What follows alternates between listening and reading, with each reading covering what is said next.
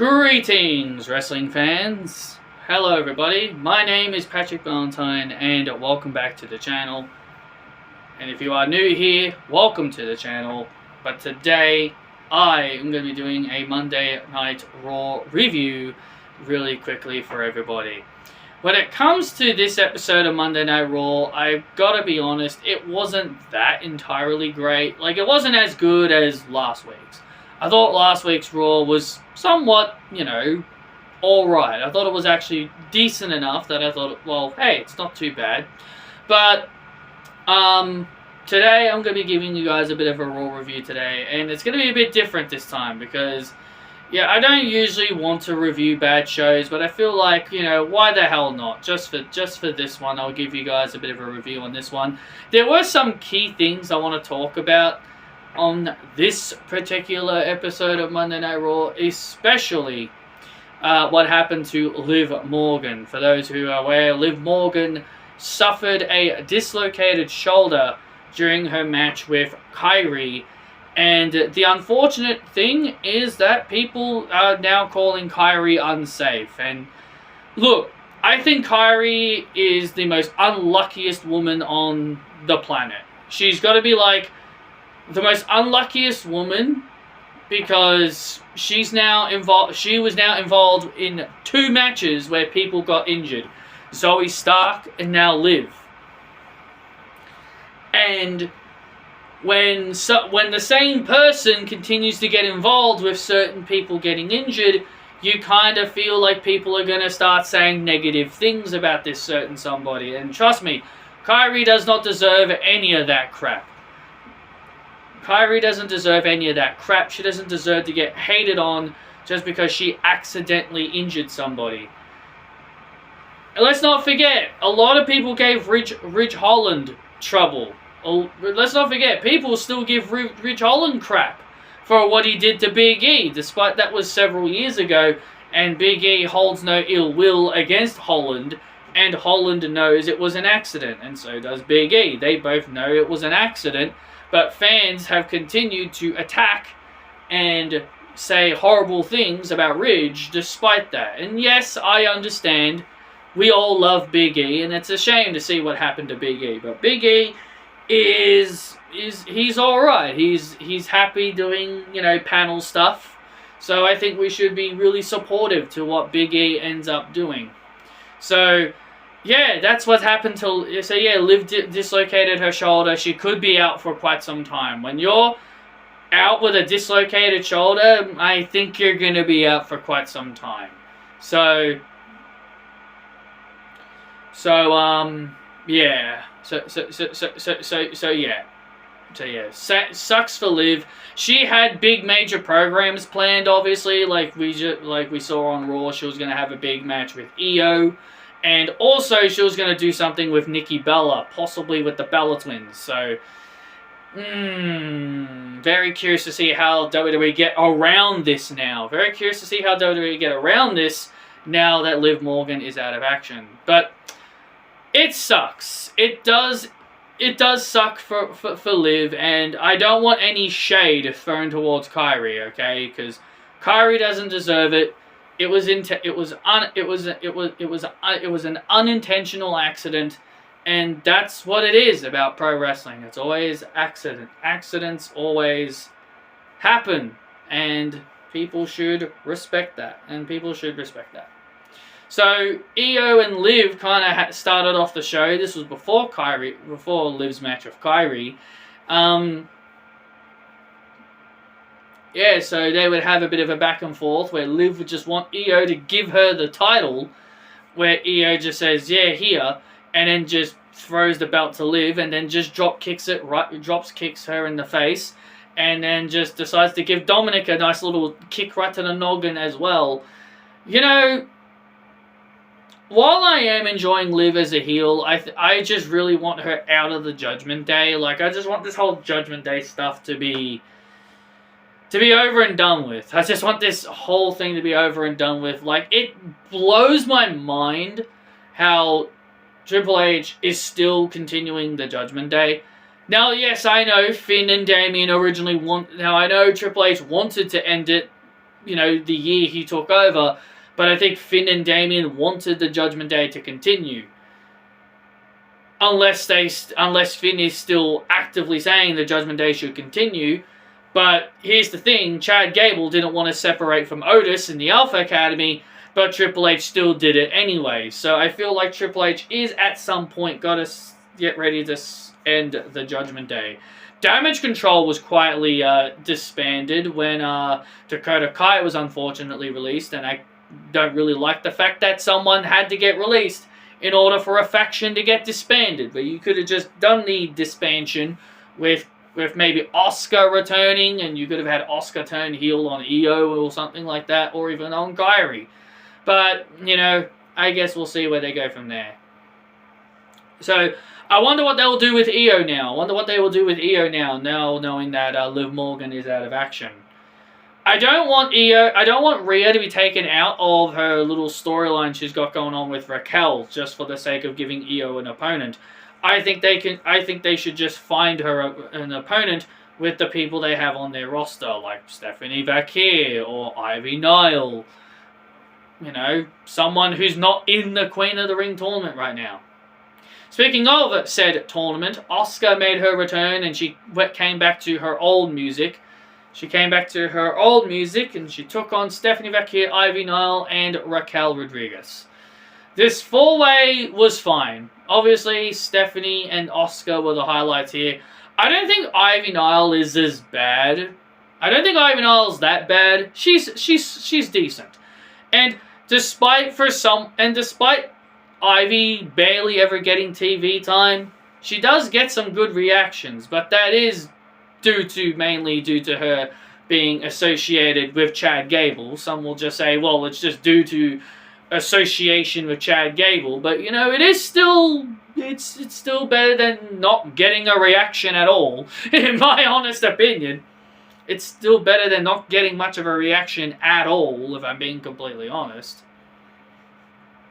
But Raquel had the match won with the Tahana Bomb. She was about to pin Stephanie Vaquer until Rhea Ripley came out and pretty much gave Raquel a big old riptide on the floor, threw her in the ring, and Asuka did her little running hip attack that she does, that we've seen her do throughout her entire career.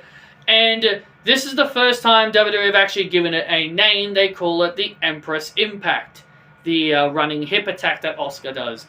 Like, she's been doing that for years, and they finally now give it a name. So it's like, why did it take so long to give it a name? Like, I just don't get it. I just don't get why it took them so long to give that move a name. Like, yeah, I know it's not Asuka's finishing move, but it is a big move that is a part of her arsenal that she's had since the moment she arrived, But hey, at least they've given it a name now, so I guess that's something. So she delivers the Empress Impact on Raquel to pin her for the 1, 2, 3.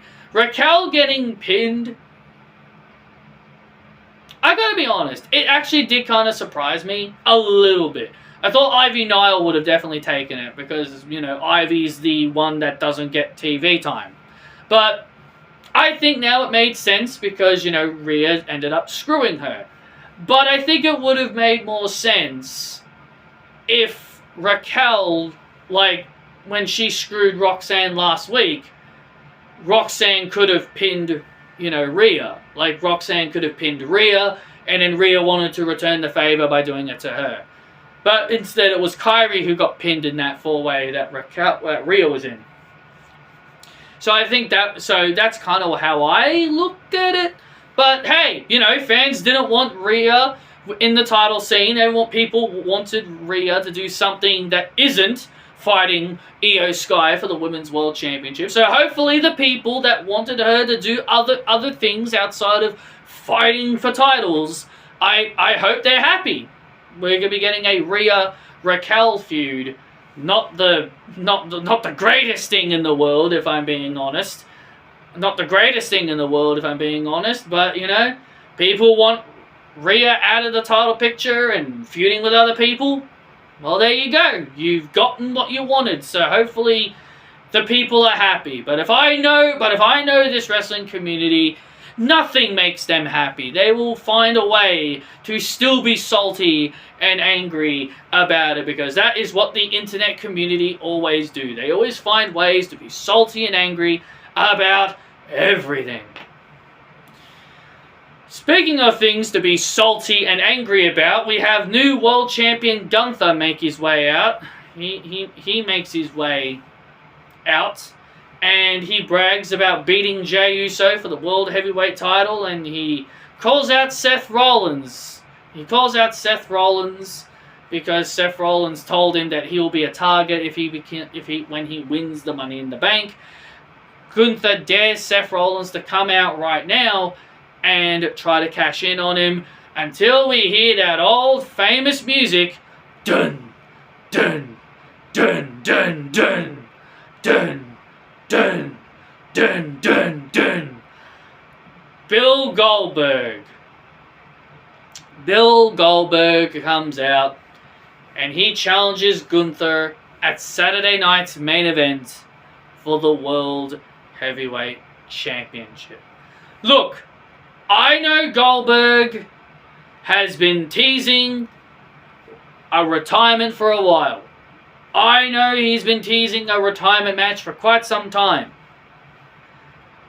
But if this is truly his retirement match, then he needs to 100% lose. But something tells me that it's Bill Goldberg.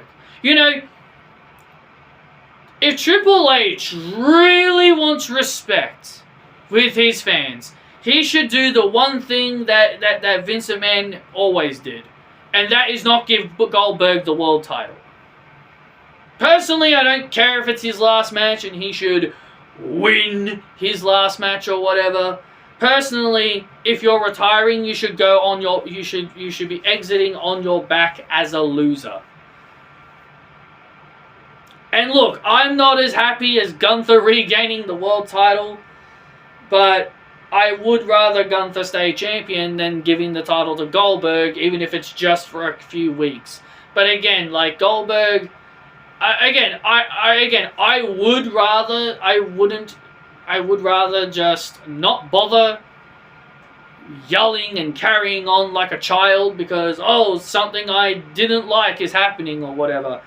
I'm not gonna scream and yell like a 2-bob watch. Because, something I didn't like happened.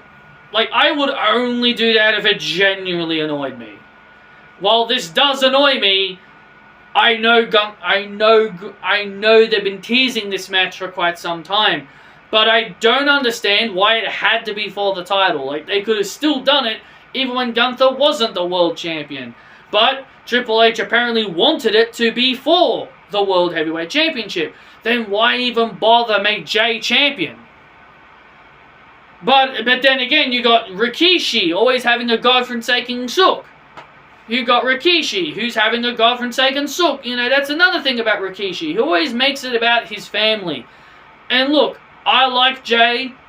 I don't hate him as much as other people do. But Rikishi just never shuts the hell up. He always complains. He always complained when Jey wasn't defending the title. He complained that Jey wasn't defending the title at Money in the Bank, and then he complains that he loses the world title. He tries to say that would WWE do that to John Cena and Randy Orton? Bro, WWE did do that to Randy Orton once.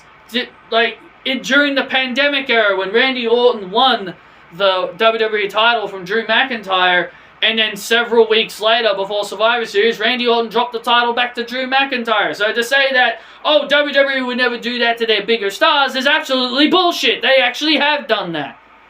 That was the last time Randy was ever world champion in WWE. So Rikishi just doesn't shut the hell up. He's just a whiny little bitch.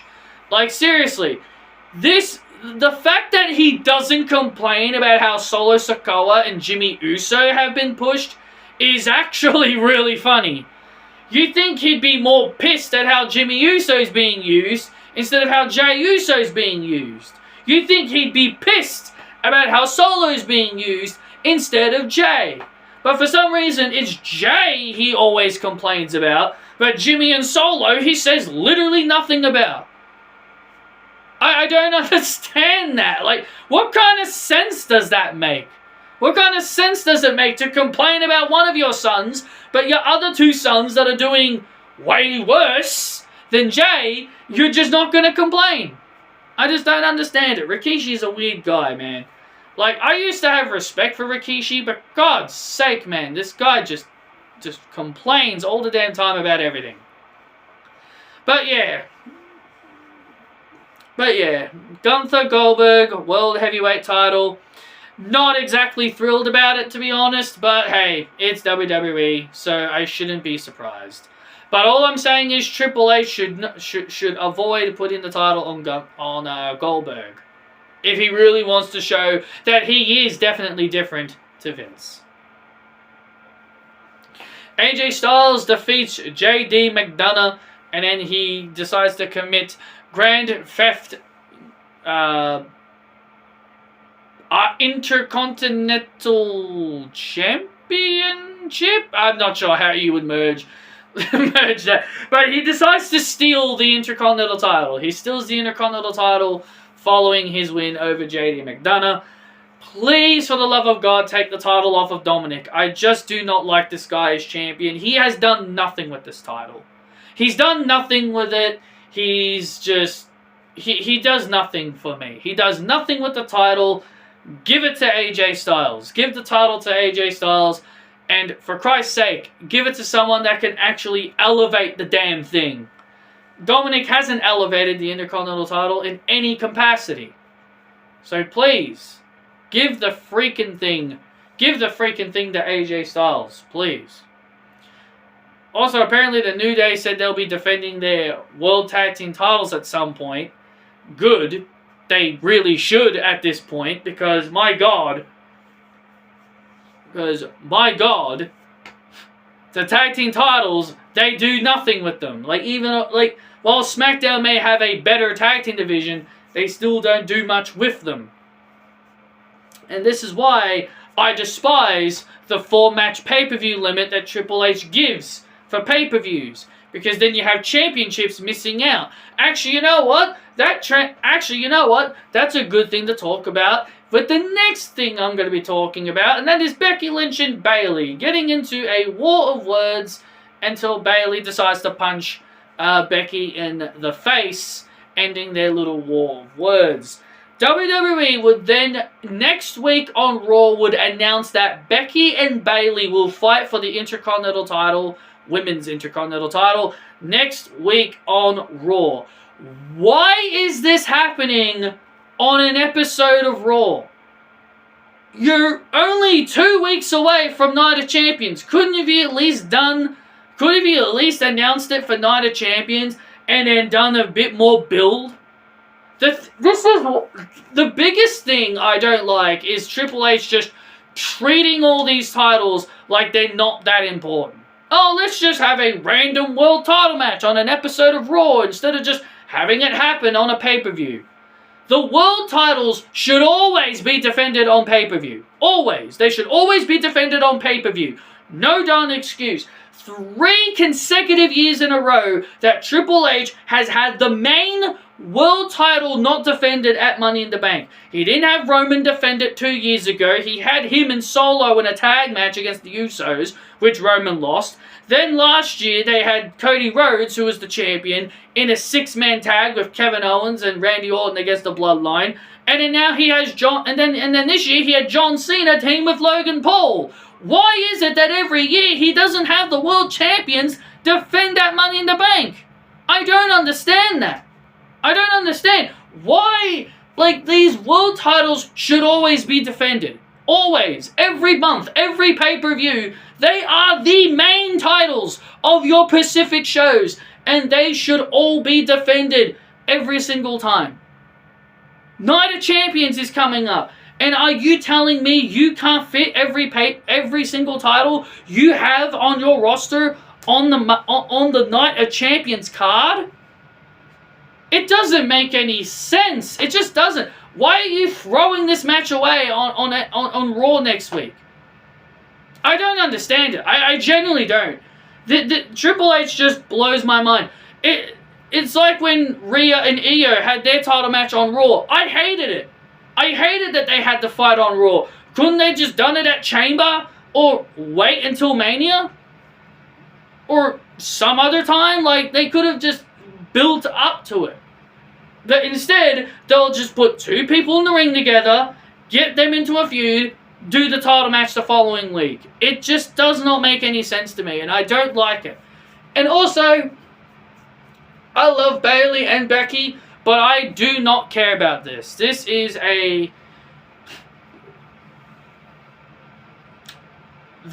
dumb feud. This is a dumb feud. I don't really care about it. And I knew this was going to happen. I knew this was going to be the feud that was going to happen with the title. But, I just do not like it. I just do not like it all that much, man. I just don't like it. It's bad. It's bad. I don't like it. It's bad. And I wish they did more. I wish they would just have Becky fight people that would actually be worth a damn in their division. Like Stephanie Vakir, Ivy Nile, like people that are in the mid-card that would benefit from the IC title. But no, that's not how it works. We've got to have Becky and Bayley, two people who were synonymous for the main event titles, hog the mid-card scene, just so then, and then more women will miss out. And they seem to be teasing something with Lyra Valkyria. Lyra was pretty upset with Bayley, fighting for the Intercontinental title. Like, Lyra, why are you upset? You were Bayley's buddy. I mean, yeah, I get it. You lost the IC title. I get why you'd be upset. But I don't know. I understand she'd be upset because Bayley's challenging for the title. But again, she was best pals with Bayley. If they're planning a heel turn for Lyra Valkyria, that's kind of a risky move to make.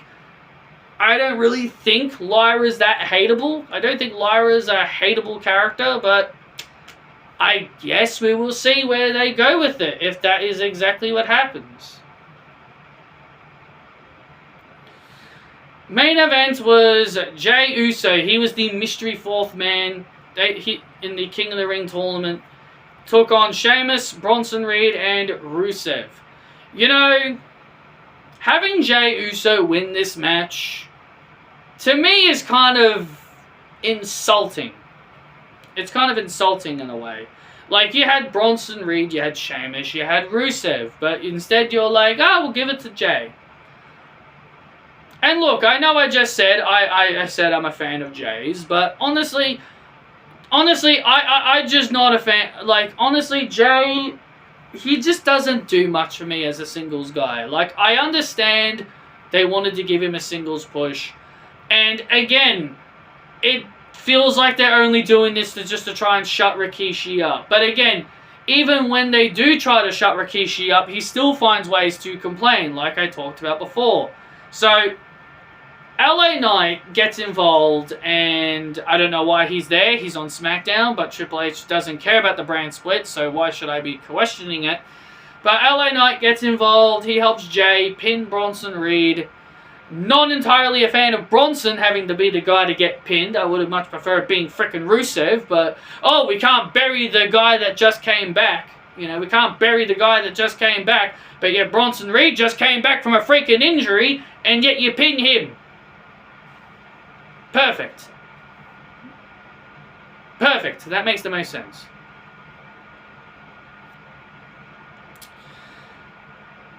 So then, Seth would attack Jey. Cody would come out and save him. Again, why is he on Raw? He's supposed to be a SmackDown dude.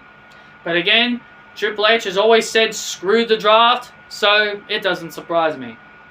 So that's how Raw ends, with Cody Rhodes and Jey Uso fighting it out in the semi-finals. Honestly, I think Cody Rhodes is still going to win the King of the Ring tournament. However, I would not be shocked if they have Jay go to the finals. I would not be shocked if they have Jay go to the finals, but I am fully expecting Cody to win. I'm fully expecting Cody to win King of the Ring, but I would not be shocked if they did in fact have Jay go all the way to the finals against Randy Orton. It wouldn't really surprise me if they did that. So, I guess we'll see where they go from there. But, thank you all for watching for this Raw review, guys. And be sure to hit that like button and subscribe. And I will see you all next time.